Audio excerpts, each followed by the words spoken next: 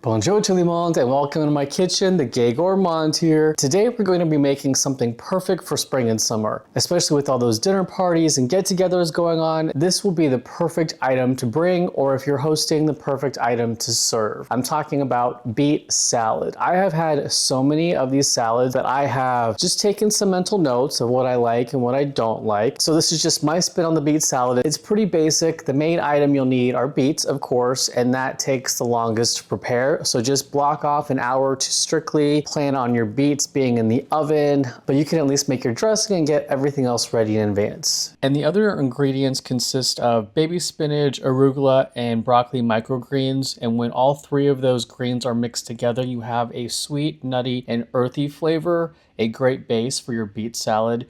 We also have some pecans that I'll toast with butter, a red onion, which really gives the salad a bit of a kick. And lastly, my favorite, the cranberry and orange goat cheese. You have the creaminess of the goat cheese mixed with the citrus and the sweetness of the cranberry. When those three things combine, you just have the perfect trifecta to top and crumble on your beet salad. So let's get started and let me show you how simple and easy this delicious salad really is. All right, to begin, you want to grab your beets. To start off, you can see I've got 5 beets here. I have 4 medium size and 1 large. When you're looking for beets, the main thing to look at is you want to choose beets that don't have a lot of wrinkles, don't have a lot of hair, and ones that are firm. If they're soft or squishy or a little hairy, that just means that they've probably aged or they've been damaged. This is a perfect beet right here. But again, the main process involves beets, and it takes about an hour. You just want to grab a pan, line it with foil, and then I'm going to pour olive oil on each of these beets and sprinkle with salt and pepper.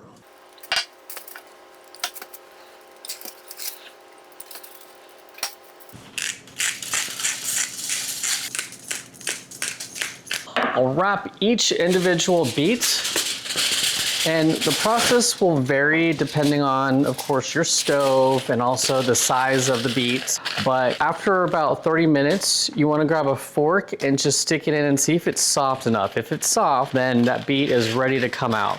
This one, of course, will take a little longer, but this whole process takes about 30 to 60 minutes. So definitely plan accordingly. And we're wrapping them in foil to trap that heat.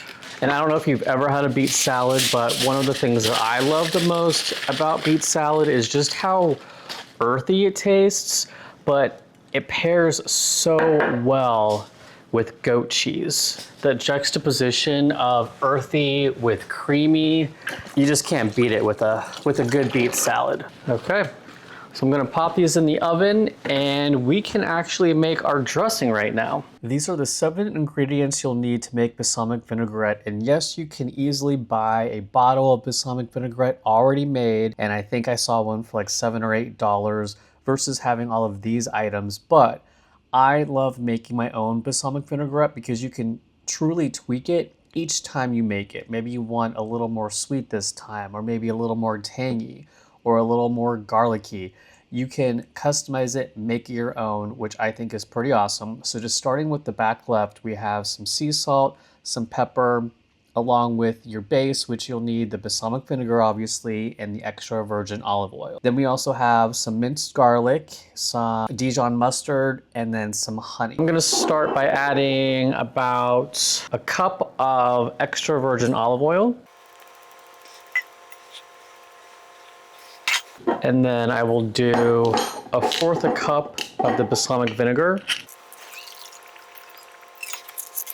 I'll add 1 teaspoon of minced garlic, about a tablespoon of your Dijon mustard, 2 tablespoons of honey, and then anywhere from 1/4 to 1/2 teaspoon of sea salt, and the same for your black pepper. And now I'm just gonna mix it all up and give it a little taste. See what I like, see what I don't like, see what it needs.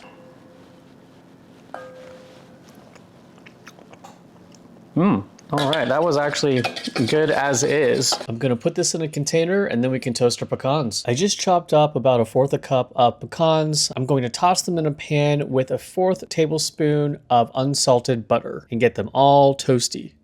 I just finished toasting my pecans, and I went ahead and I stopped once the butter had browned, and you can see some of that brown butter there. And I don't want to burn the pecans, I just wanted them a little caramelized and definitely more buttery. So at this point, I'm going to put them on some parchment paper. That way they can just dry out a little bit before I add them to the beet salad.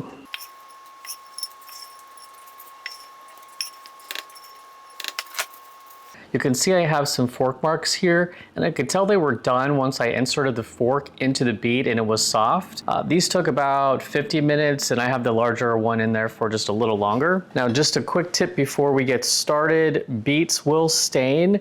So I laid some parchment paper down to do some cutting. I have a little bowl here that I'm gonna put the cubes into.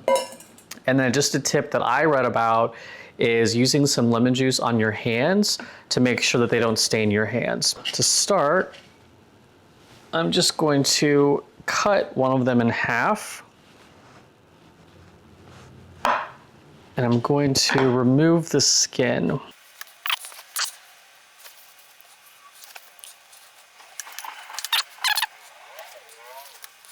Okay, so the skin is all peeled off. I'm just gonna put this off to the side and work on the other half.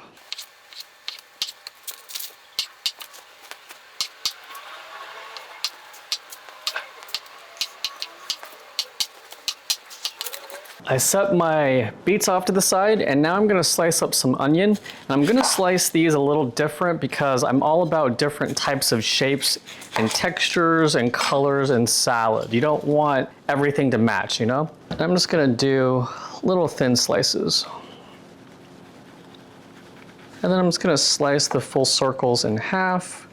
All right, now we're ready for the fun part, which is assembling the salad. But just real quick, I went ahead and I picked up some cranberry and orange goat cheese. And this is just a little plug, but the Flavor Bible is something that I highly recommend for any chefs, cooks, anybody out there dabbling in the kitchen that wants to spice up their cuisine. The Flavor Bible is a must. It's basically a dictionary of food items that pairs well with that item. For example, if you look up beets in here, it gives you a list of ingredients that pairs well with beets. And because I've already had enough beet salad, I already know cheese pairs well with it.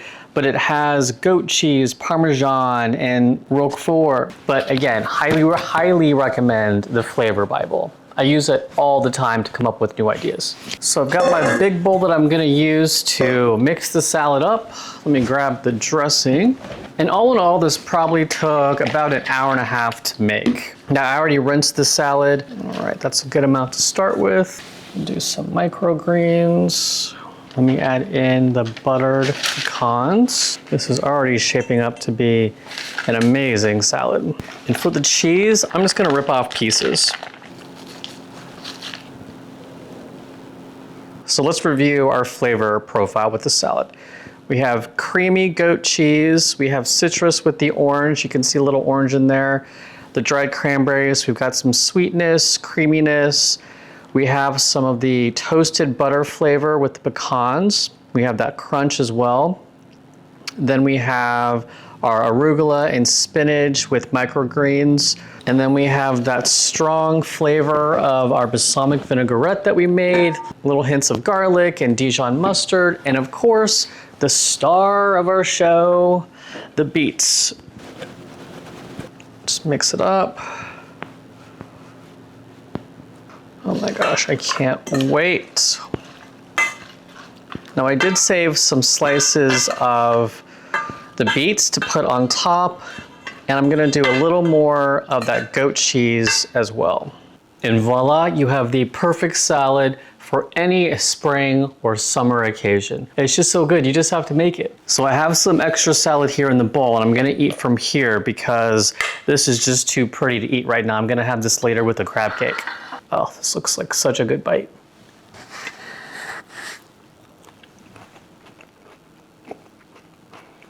I had some buttered pecan in there as well. With the butter and the creaminess of the cheese and the earthiness of the beets, along with those greens and onions, it was the perfect bite. This was just so easy to make, but again, be careful with your hands. You don't want to stain your hands or your cutting board or your counters. And I don't have to hope that you will enjoy it because I know you will. Until next time, remember to cook and bake fearlessly.